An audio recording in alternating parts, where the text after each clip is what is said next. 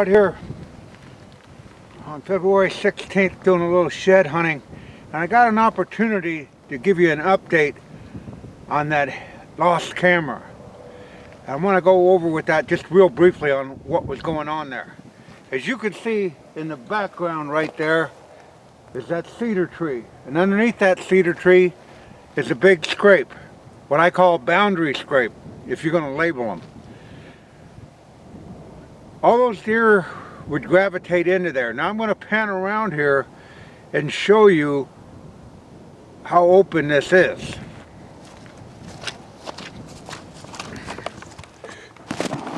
You can probably see the scrape right there, right to the left of that fence post. Okay, now we're going to pan around here. You see, that was the timber where all those deer were bedding. They were bedding right up in here, and the bucks were scraping and fighting right under that tree. Now watch it as I pan around here. This is an open alfalfa field directly west of that scrape. And you can see how open this terrain is. Now to the far west there was that huge cornfield. And in my recollection, or my train of thought, those deer were coming and going to that big cornfield, coming across this wide open alfalfa hayfield.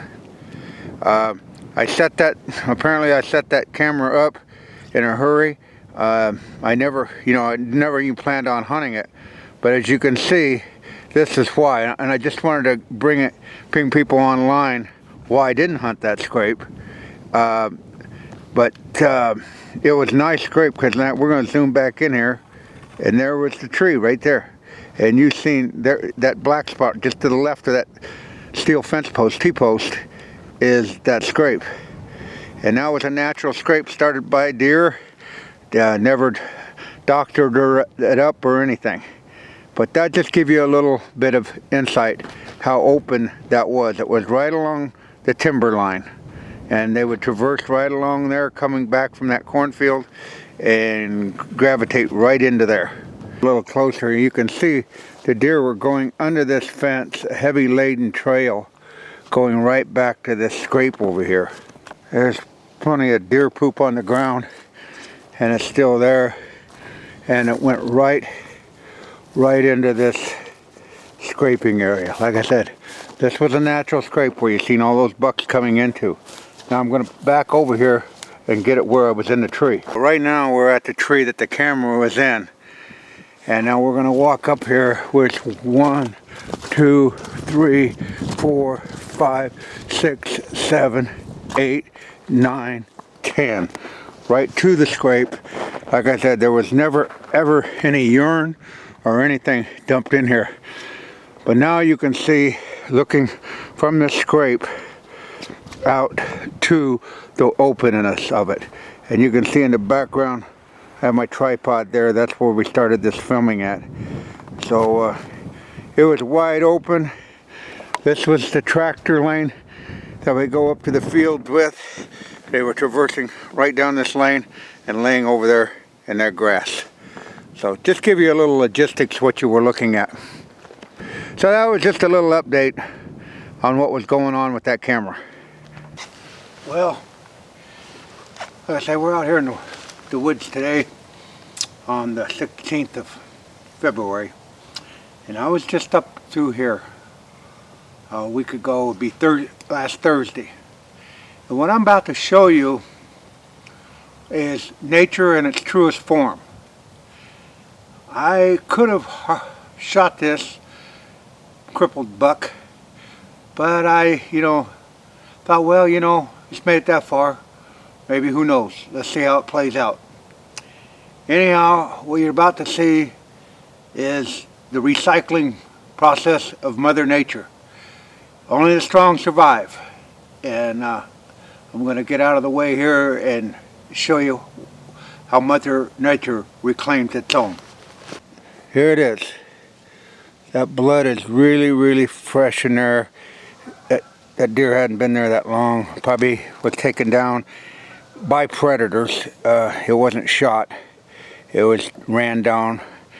And you can tell, zoom it in here,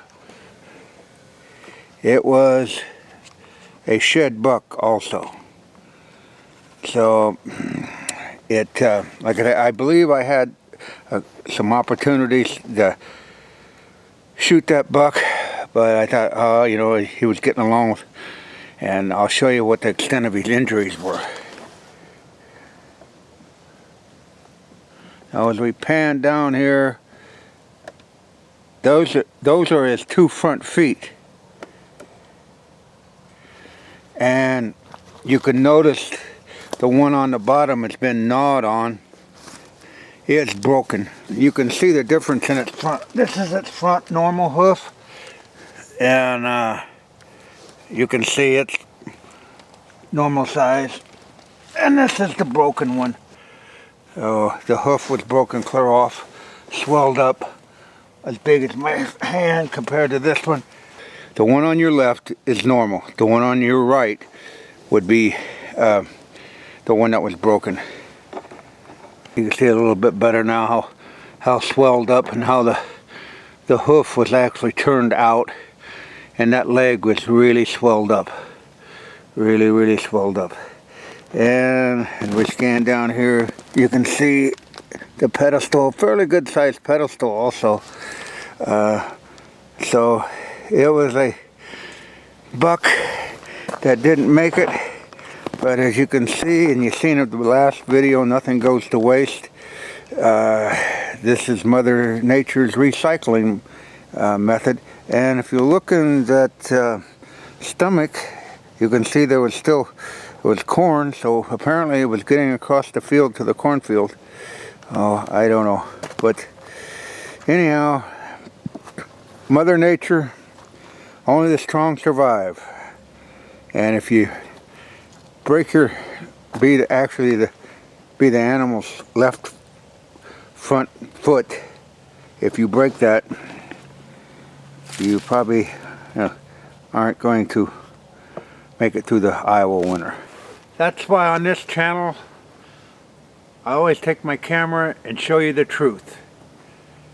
Mother Nature recycling one of her own, brought down more than likely alive by predators, because it wouldn't have died. It was consumed almost immediately. Well, that's it from the non-typical Norwalkian at the crime scene.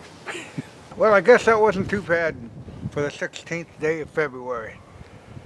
Like I said, mourned the loss of Irvin Wagner a year ago today, and we seen a hoot owl with Mother Nature or God's camouflage on it. Worked pretty good.